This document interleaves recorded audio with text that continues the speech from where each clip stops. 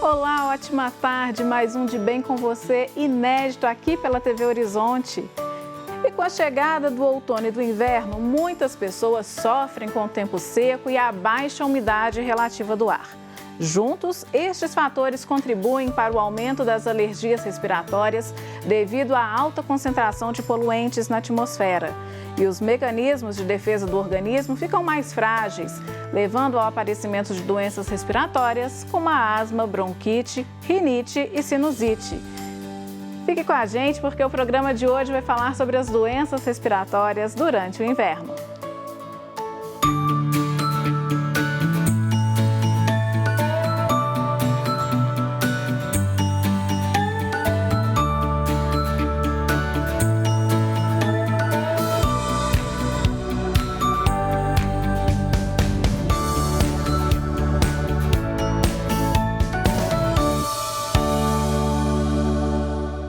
De acordo com a Organização Mundial da Saúde, as alergias atingem, em média, 30% da população mundial. Nos dias mais frios, a inversão térmica, que é quando uma camada de ar frio mais pesada acaba descendo à superfície terrestre, retendo os poluentes, prejudica ainda mais as nossas vias respiratórias. O ar frio também atua como um irritante das vias aéreas, o que acarreta mais sintomas alérgicos, como a falta de ar e a coriza. E para falar sobre as doenças respiratórias do inverno, eu converso com o médico pneumologista Leonardo Meira. Boa tarde, doutor. Tudo bem? Boa tarde. Joia. Doutor, quais são as doenças mais comuns nesse tempo de outono e inverno? Bom, nesse período agora, é comum as manifestações de doenças infecciosas respiratórias, né? Principalmente as de trato respiratório superior, que envolve as exacerbações das rinossinusites, das traqueobronquites, laringites, asma, e os pacientes com doenças respiratórias crônicas, outras, né, eles são mais vulneráveis e podem exacerbar de causas infecciosas ou não infecciosas, bem como adquirindo novas infecções que são mais frequentes nesse período. Tipicamente as doenças virais, né? Nesse período é quando nós, tradicionalmente, as doenças infecciosas respiratórias aumentam sensivelmente.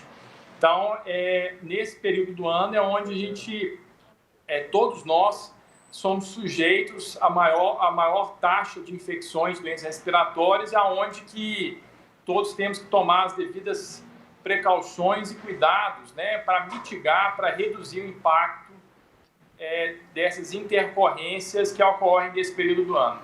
Isso acontece por causa das temperaturas mais baixas ou por causa dessa mudança de clima mesmo? Um ar mais seco, poucas chuvas?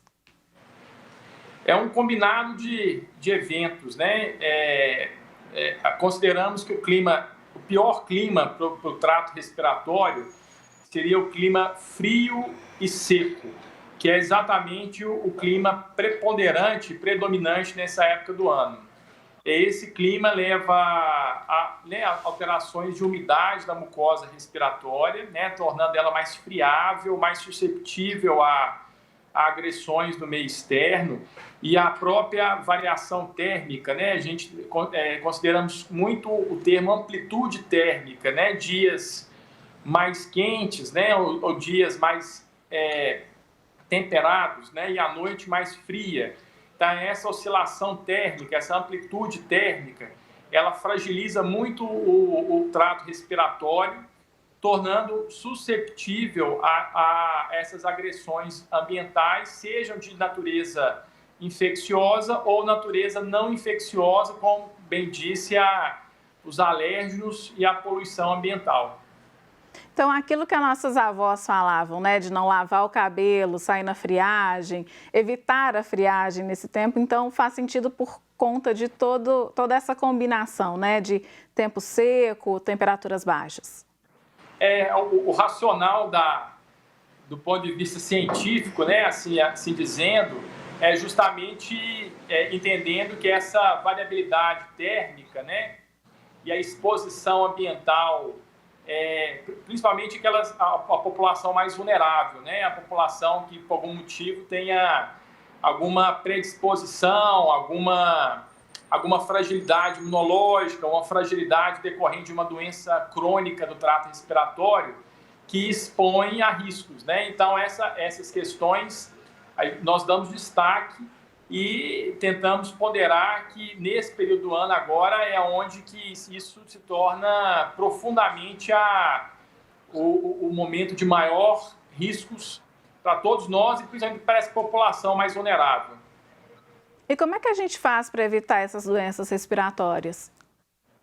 Bom, a primeira coisa são as campanhas de imunização, né? Assim, nessa época do ano, onde que tradicionalmente no início do outono, né, nós começamos com a campanha para vacinação do influenza, né? O influenza, o nosso inverno corresponde às cepas preponderantes e predominantes do inverno do hemisfério norte. Então, onde, né, nós começamos já a imunizar a população mais vulnerável, principalmente agora coexistindo a infecção, né, a pandemia pelo Covid-19. Os pacientes com doenças respiratórias crônicas, né, devem manter todo o cuidado, né, e a devida uso crônico, né, das suas medicações, evitar interrupções das medicações nesse período.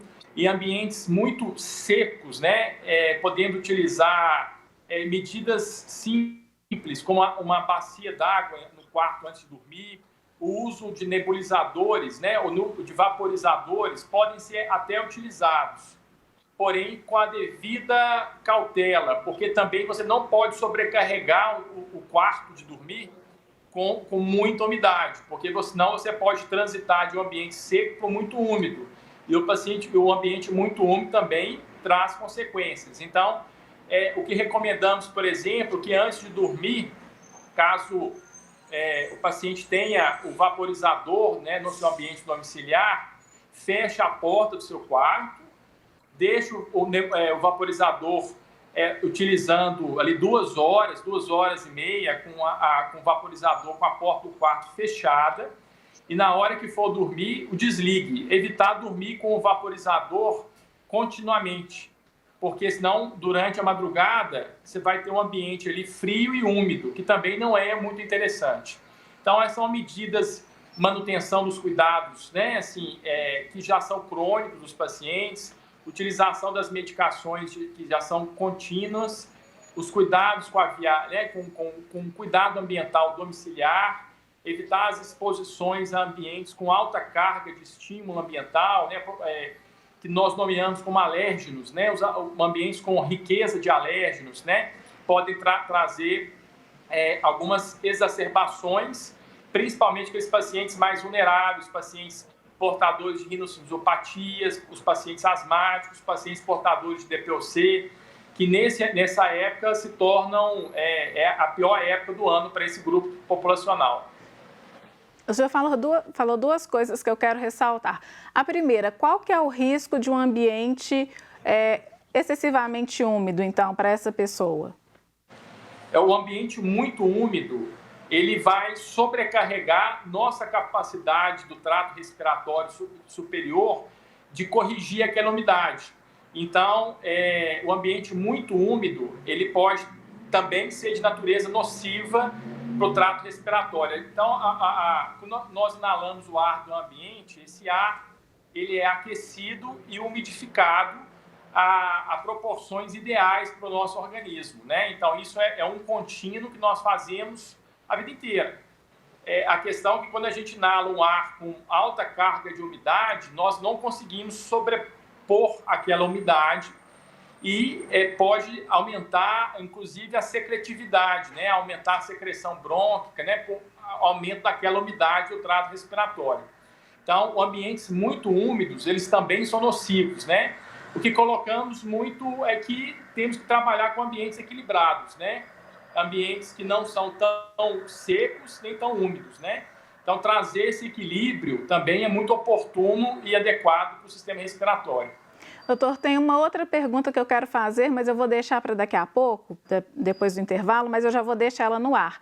O senhor falou sobre vaporizador e aí eu queria falar sobre a nebulização, né? Qual que é a diferença entre um e outro, quando usar o ar quente, quando usar o ar frio? Mas a gente responde isso daqui a pouquinho, porque nós vamos fazer um breve intervalo de Bem com Você. Volta daqui a pouquinho falando sobre as doenças respiratórias agora nesse tempo de outono e inverno.